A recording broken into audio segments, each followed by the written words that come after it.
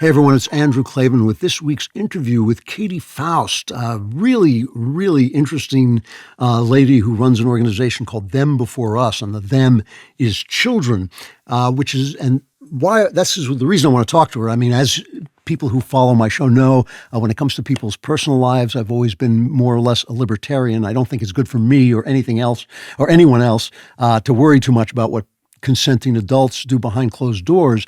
But the wickedness, really, of the LGBTQ movement, especially in its psychological and sometimes physical assaults on children, has convinced me that there's a difference between tolerance, respect, and love for individuals and social norms and public policy that oftentimes are really bad for children. That nobody seems to care about the way these things affect children. Katy Faust does care. She runs this organization, as I said, called Them Before Us, and she makes a lot of really interesting arguments about the way these policies and ideas, especially from the left, have damaged our kids. Katy, is so nice of you to come on. I should say you also have a book coming out. You've edited a book called Pro-Child Politics, Why Every Cultural, Economic, and National Issue is a Matter of Justice for Children. It's nice to meet you. Thank you for coming on. It's fantastic to hear you at 1.0 speed, Andrew Klavan. I really appreciate the chance to chat with you and your audience. I've been really interested in the kinds of things you're talking about. Let's just start with this. If you had to change one policy or attitude in the United States of America and how it affects children, because of how it affects children, what would it be? Well, I don't know about policy, but ideas. Elevate the rights of children before adult desires. And you fix everything. You fix everything because it's children's rights, their fundamental natural rights that are always on the chopping block, not just in these policy decisions, but in personal decisions as well. So if you begin with the fundamental natural rights of children, primarily their right to life, their right to their mother and father, their right to innocence, and their right to bodily safety and bodily integrity, you win every culture war. So I actually think that all of these different conversations that we're having, not just the cultural, but the economic and the national as well, ultimately come down to who's going to pay the price. Is it going to be the adults or is it going to be the kids? So the way that we are working to change hearts and change laws is to center the child in all of these conversations. It is amazing. I mean, I've never abortion is, of course, the most obvious one, where people are willing to literally kill children in order to preserve their right to have meaningless sex. It's really quite a remarkable thing, but it does speak to the priorities of the culture. I mean, Americans sentimentalize children, but they don't put them first. But let's talk about other ways. I mean, another one that really drives me crazy is divorce. How would you change the way we treat divorce? Yeah, I'd put kids first. I would say children have a fundamental right to be known and loved by their mother and father every day, all day, and that we demonstrably know, not through mountains of social science research, but mountain ranges of social science research, that children are harmed when they don't get one or both every day, all day. And there are situations throughout history, both in the church world and in the civil world, where we've recognized that there's times where a marriage needs to come to an end. But it typically is around the four A's: the abuse, adultery, addiction, abandonment. We used to call that fault. Someone was at fault for breaking the marriage vow. But again, we needed to, in the late 60s and 70s, elevate adult desire above the fundamental rights of children to have their mother and father in their home every day, loving one another to the exclusion of all others. And that's actually a really important part of the child-centeredness of marriage. If you have a monogamous, permanent relationship, the child's going to be raised by their biological parents alone. And that actually is one of the best ways that we can ensure that children are safe and loved. Because once the divorce takes place, oftentimes because somebody was entering into a no-fault situation. Nobody committed adultery. There was no abuse. It's just, I've fallen out of love. My secretary, she really understands me. Oh, I know that there's some guy out there. If I just keep swiping, he's the one that's really going to fulfill my dreams, or I need to come out and be my true self. I mean, whatever it is. What that actually does is it means that unrelated adults are probably going to be sharing living spaces with children in the future. And statistically, unrelated adults are the greatest factor when it comes to rising risk of abuse and neglect for kids. So this institution of marriage that included permanence in the union, permanence in our understanding of this critical relationship was actually a huge part of ensuring that child rights and well-being were advanced. And that was the first of the sort of three characteristics of marriage to fall. The first, permanence; the second, complementarity in relation to gay marriage. And the third is monogamy, So now we're moving towards a place where we're endorsing group love or group marriage. And of course, all of these changes happen in the name of elevating adult desire, validating adult identity, or advancing adult aims. And all of them involve child victims. So what would that look like? Just to stick with divorce for a minute, what would that look like in terms of public policy? Well, you return to more of an at-fault system. What sociologist Brad Wilcox terms, and I'm stealing it, divorce justice. Because very often what you have in a no-fault divorce situation is not two parties amicably saying, you know what, I think that this chapter of our life is over and we're going to move on. Usually it's one person being divorced against their will. Usually it is one spouse that is misbehaving or not attaining to adhering to the vows that they made, and then one innocent spouse and the children being victimized. And amazingly, in a no-fault divorce world, the spouse who wants the marriage the least often has the most power in the divorce proceedings. So you return to a place where there actually is some kind of punishment, whether it's civil or social or both, where if you are the one that breaks the vow, if you are the one that walks away, if you're refusing to do the hard work, you don't necessarily automatically get half the assets and split custody. There actually is, you incur some kind of penalty for refusing to do what you said that you were going to do before the state and before God. Simply rewarding that kind of stick-to-itiveness in marriage is what we need to get back to.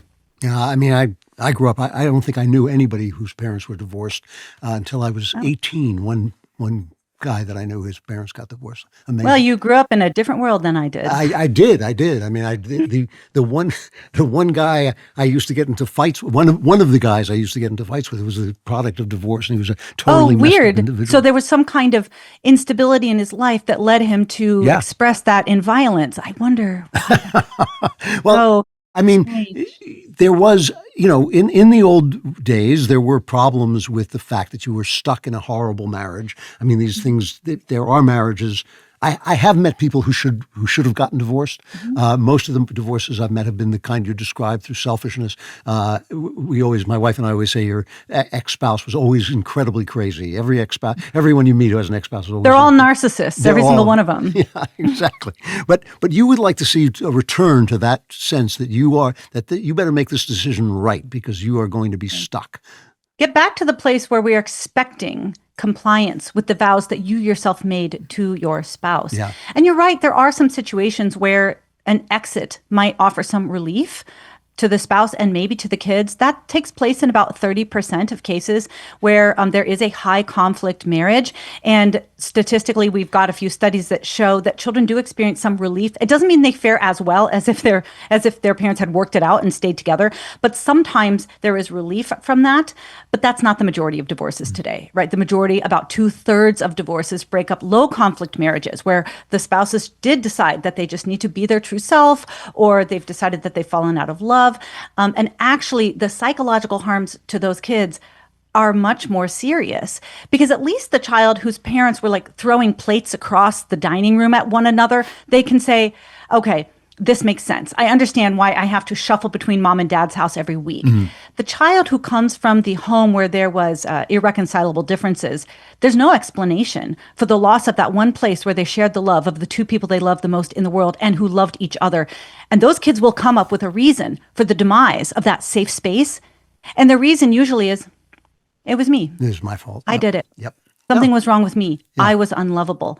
And we actually do see significant psychological harms on children of no-fault divorce for that reason. Yeah. No, it's a disaster. I mean, your marriage is the planet your kid lives on. Mm-hmm. You're blowing up that planet. It's just like it's like the Death Star going up in smoke. It's really terrible. That's a good way to put it. So here's a really tough question.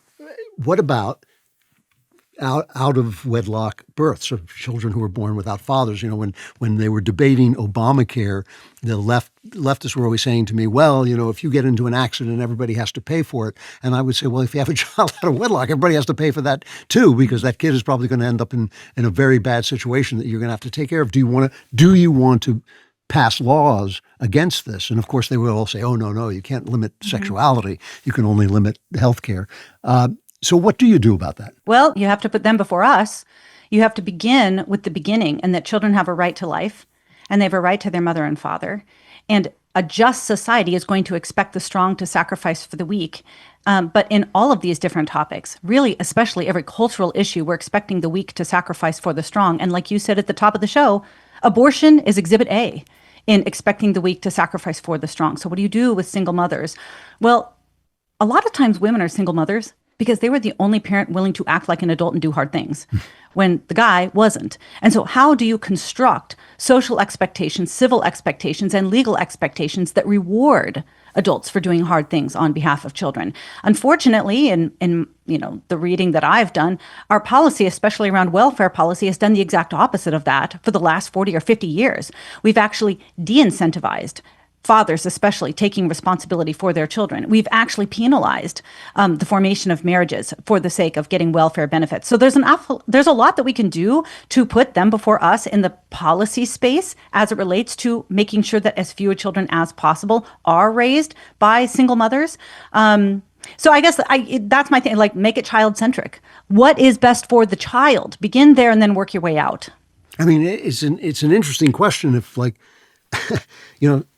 it usually takes two to tango. It takes two people to create a child. So there was some point at which people had sex in an irresponsible way that created this child. So it's not just obviously it's easier for the father to run for it, but it's still the responsibility of both people. And I mean, at what point does the law step in? At what point should the law step in?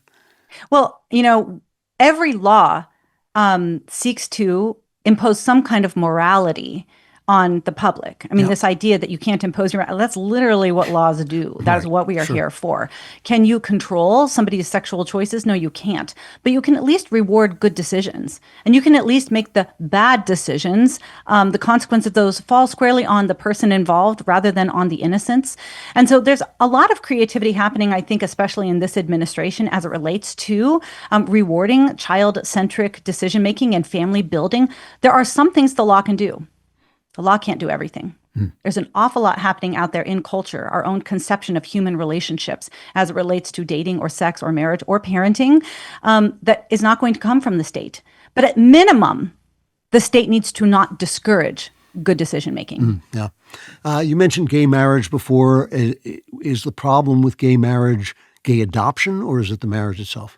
The problem with gay marriage is that historically, not just in the United States, but going back to Lord Coke, I'm talking like we brought it over pre-colony times, is that marriage functions as the sun in the solar system of family law. And what is at the center of the solar system is going to orient all of the other planets. I mean, hat tip Justice Kennedy, who said that there is a constellation of benefits that go along with marriage.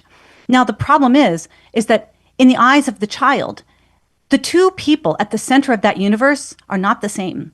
We have now been required to say we cannot make any kind of constitutional distinction between two men, two women, or a man and a woman. But the problem is that for the child, there's a massive distinction. Only one of those two pairings are going to unite them with the two people to whom they have a natural right. Those two people are statistically the safest, most connected to, most invested in, and most protective of them. Those two people grant children access to their biological identity. It helps children answer the question, who am I? And those two people will automatically grant children the complementarity of mothering and fathering that maximizes their development. So what happened is we swapped out a son, a different son. We had a procreative, life-giving son from which all of the other marriage and family laws found their orbit and found their gravity. And we swapped out that son with a son that in essence centered on adult affirmation. It's centered on a non-procreative understanding of the family. And as we've seen over the last 10 years, there has been a complete realignment of the different planets to validate and create the kind of family that would, in essence, award two men or two women children that don't belong to them. So just a few examples. What we've seen since Obergefell was legalized is we've seen a redefinition of infertility, for example. Infertility used to be 12 months of unprotected heterosexual sex that didn't result in a pregnancy or live birth. Now we have several jurisdictions that have redefined infertility, so a single person can be infertile or a same-sex couple can be infertile, because it's discriminatory that heterosexuals can simply shack up and get a kid. It's much harder for a single man or for two women to fall pregnant. And so they need insurance companies or the state to pay for their infertility. So they've redefined the word. We've now seen that the words mother and father constitute some level of hate speech. And so we've seen the words mothers and fathers scrubbed from parenthood laws, from birth certificates in some jurisdictions, from adoption petitions. And we've actually seen new pathways created for parenthood, because the two accepted pathways for parenthood, biology and adoption, are both discriminatory against same-sex couples. So biology is always bigoted towards two men or two women because they can never both be biologically related. And adoption was kind of viewed as some kind of indignity against same-sex couples because heterosexual couples didn't have to go through that to adopt their own child. So we have actually created a new pathway for parenthood called intent. And this is being ratified state by state through a statute called the Uniform Parentage Act that says that if you can assemble sperm, egg, and womb, and you have a valid contract and you intend to parent the child, you walk out of the hospital with a child that may not be unrelated, you don't have any background checks or screenings, and you are the full legal custody. You have child custody of that child. Now, this is the reason why we are now seeing so many stories of child predators acquiring children through surrogacy, because gay marriage has reoriented our parenthood laws to facilitate adult demand in what is supposed to be now some kind of like public accommodation. Children are now some kind of public accommodation in the name of marriage equality. So honestly, the problem with gay marriage is not the gays. The problem with gay marriage is the way that it requires our marriage and family law to bend down to a definition of the family that is fundamentally unnatural in the sense that it cannot always be connected to natural parent-child relationships. So we have had to completely overhaul in law how we think about the family unit. It's no longer this pre-political assumption that parents and children belong to one another. We are now moving towards a state-constructed family. Did you know your internet provider watches your every move online? They track all your clicks and time spent online building a profile they sell to the highest bidder. It sounds illegal. It probably should be, but it isn't. Why? Because the government benefits too. It creates a loophole around your Fourth Amendment rights. Normally, the government needs a warrant to collect your information without consent, but when they buy it from data brokers instead, it's completely illegal and no warrant is required. These data brokers are eroding our freedoms as Americans. Fortunately, there's a solution I use, ExpressVPN. With ExpressVPN, all my online activity travels through secure, encrypted servers. Nobody, not even my internet provider, can track my movements or infringe on my rights. I love it. I like to use it on all my devices. And here's some exciting news. ExpressVPN just launched Identity Defender for U.S. customers, included at no extra cost. It removes your data from brokers' files, monitors the dark web for your information, and alerts you if someone tries using your social security number. Right now, you can get an extra 4 months for free when you use my special link. Go to expressvpn.com/Klavan and get 4 extra months of ExpressVPN. That's ExpressVPN.com/Klavan. And you're thinking, how do I spell VPN? It's Klavan. So, I think Obergefell was just a terrible, terrible decision. Talking, by the way, to Katy Faust, the founder and president of Them Before Us, Them Being Children, and the editor of Pro-Child Politics, Why Every Cultural, Economic, and National Issue is a Matter of Justice for Children. But let's just, as a mental experiment, say there was no Obergefell decision, but state by state, we decided there had to be a civic marriage. Gay people could get married in a civic way, but they couldn't adopt. They couldn't have children. Would you then still be opposed to it? Would you still find it damaging for children? So the problem is that the constellation moves together. Could you have created a planet in the Constitution where same-sex couples could have hospital visitations or share insurance? I totally think you could have. That was called civil unions. Yeah. That was something that a lot of us were like, hey, this is a solve. That was unacceptable, right? It was separate and unequal is what we heard from them. They didn't want that solved. They wanted marriage. And when you get marriage, there's no alternative but to reorient, because marriage and parenthood are so tightly connected, not just biologically, but legally. The reason why we have things like a presumption of paternity is because Marriage presumes that both the father and mother are going to be the parents of the child. I mean, we've got dozens of laws that acknowledge this fundamental parent-child relationship, but all of them orbit around the definition of marriage. So there really was no way to give any other non-procreative, or I would say even sort of throuple-y definition of marriage, which is coming down the pipe. I mean, that's only a few years away, without fundamentally reorienting the rest of the constellation. Obviously, you have somebody in your life that you love who is in a gay relationship. My mom's been in a relationship with her partner for 40 years. I mean, my mother is a better mother than your mother, unfortunately, Andrew. So this is not an anti-gay position. This is a recognition that when you mess with the fundamental building block of society, it will be children who pay the price. And we can and should love our LGBT friends and family because they're made in the image of God. They have the same kind of human dignity. And they can be able to make consensual adult decisions for themselves, but never at the expense of children's fundamental rights.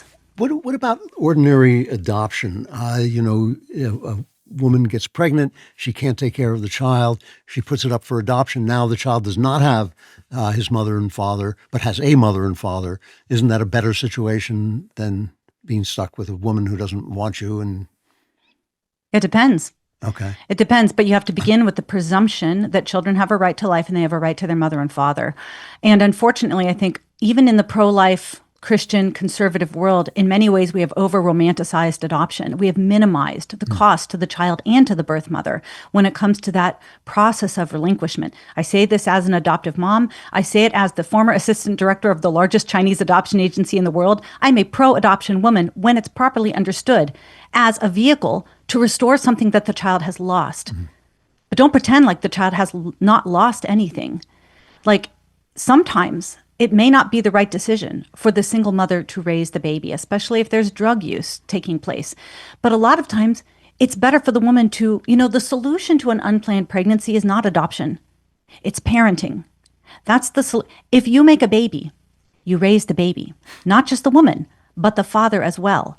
That's the kind of presumption that we need to have whenever somebody creates a child.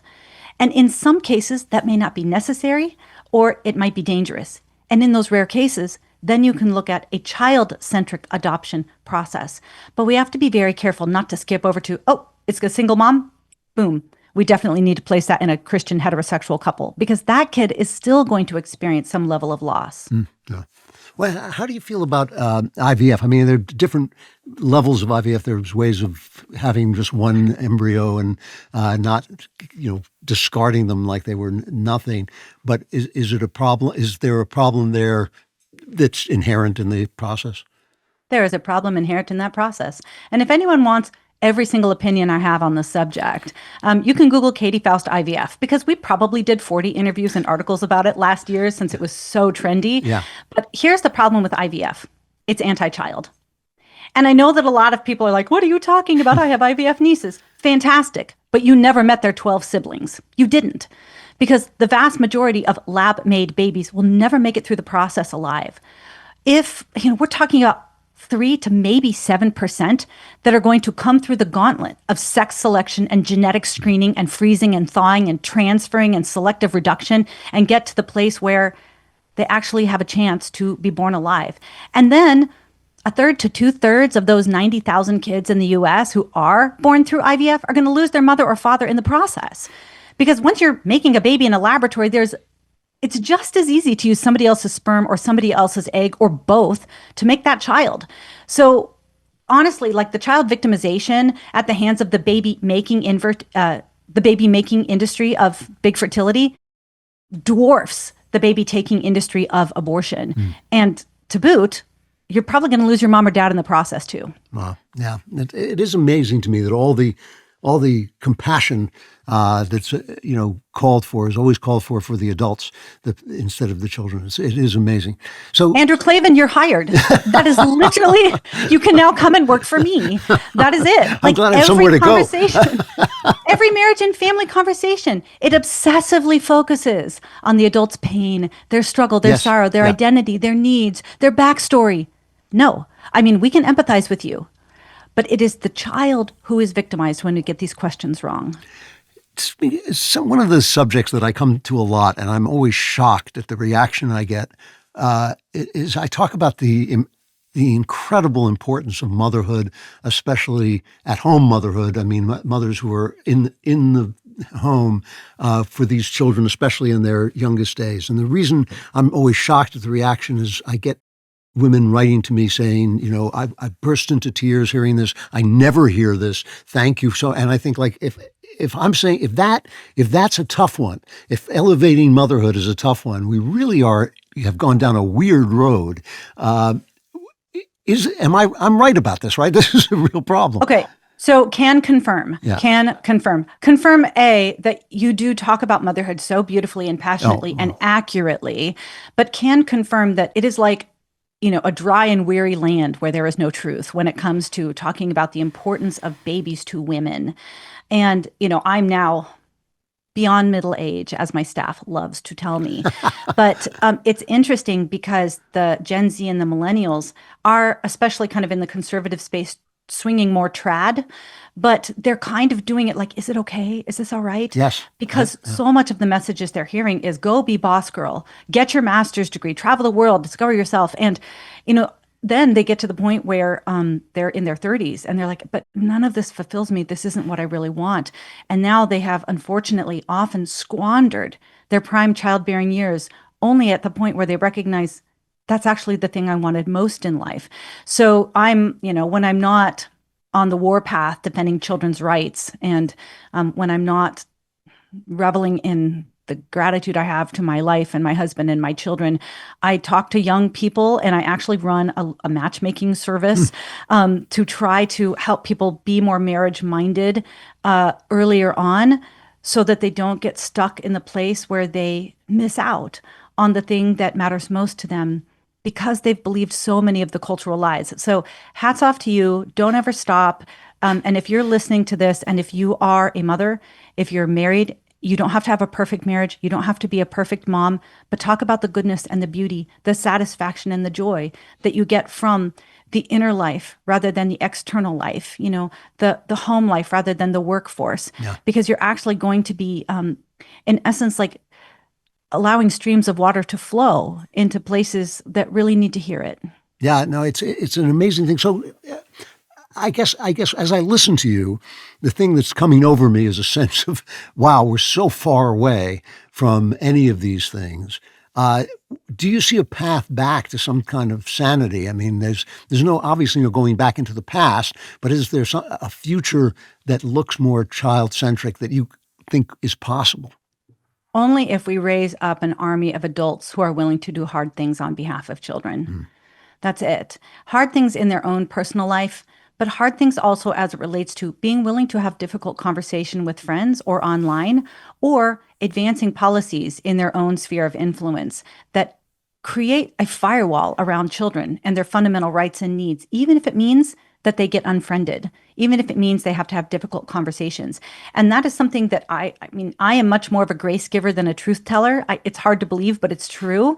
And so that is a really big step for a lot of people. But we are talking about not just the individual rights of children. We're not just talking about whether or not that child is commodified or that child is dealing with an unrelated adult who is going to put them in harm's way. We're not just talking about children who are going to suffer because they've been intentionally denied the mother love or father love that maximizes their development and satisfies their soul. We're not just talking about individual kids. We're talking about whether or not we survive as a nation. That's really where we're at right now. I agree. We are at a civilizational moment. And if you choose to put them before us, if you can prioritize children, especially in matters of defending their life and defending their mother and father, we might have a pathway forward to not only survive, but to thrive. I mean, it's not just the nation, it's actually the race. I mean, when you look at the fertility the rates. species, people, the species is at risk. Yes, it is an amazing thing. I mean, one of the things that really, I knew Obergefell was a disaster the minute I saw it, but I was not prepared. I would be lying if I said I was prepared for the sort of thing like bringing gay cartoons, picture books into kindergartens. I don't think I saw that coming at all. And it just feels like we've gone so far and that people are literally intimidated. They are afraid to say, don't. And who can blame them when the FBI investigates them for going to a school board and Yeah. and complaining about it? Well, I'm glad you're out there. I mean, I think this has been a really interesting conversation. I hope you will come back and have another one because I think there's more to talk about. I don't find it that encouraging. I mean, it makes me feel like we're really in a mess here. We are in a mess, Yeah. but something's happened in the last 5 years where the normies have awakened. And I think that everybody can kind of look at their tipping point over the last 5 or 10 years and say, that's when I decided that I actually might be willing to pay a social cost for saying, I don't want that twerking guy in fishnet stockings at my local library. Yeah. Or I actually think that you don't get to decide the medical decisions for my own child as it relates to what you're going to inject into their fragile little systems. There's been innumerable different ways that people have said, you've gone too far. And I mean, it's kind of like a Pearl Harbor for the social conservatives in some way, like you've awakened a sleeping giant.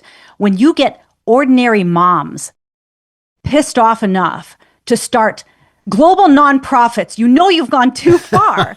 And I think that there is a temperature that has shifted. We talk about the vibe shift. I think the vibe shift is real. And it's not something that I think is going to be temporary because you have triggered us to the point of saying we are willing to take a personal hit to no longer be tools in your, globalization scheme or your campaign to turn our children into ideological little robots or to carve up their bodies or to commodify them on the open market in the name of LGBT rights. I mean, I just think that they've gone too far. They've awakened the ordinary people. And we've all realized, you know what? It's not that bad. Yeah, maybe I paid a cost at the front end, but it was worth it. It was worth it. And that's my message. Kids are worth it. And, they need defense. They can't do it themselves. That's your job. That's my job. Yeah. Katy Faust, a really interesting conversation. I thank you so much. The organization is called Them Before Us. Go on the website. It's really interesting. Pro-Child Politics is the book, Why Every Cultural, Economic, and National Issue is a Matter of Justice for Children. You'll recognize a lot of the, Katy edited it, but you'll recognize a lot of the writers as top conservative thinkers. It's wonderful to meet you, Katy. I hope we get to talk again. Well, you just let me know when you need a good laugh, and I'll come back on your show again. Hey, that's why I'm here. Great. All right, thanks a lot. Well, that conversation convinced me there's a very long way to go, but that doesn't mean we won't get there one step at a time. After all, they took us here one step at a time. We can get back one step at a time. Katy Faust, the organization is Them Before Us. Check it out. And the book is Pro-Child Politics. And the show is The Andrew Klavan Show, which will be back on Friday. I hope you will be there with me.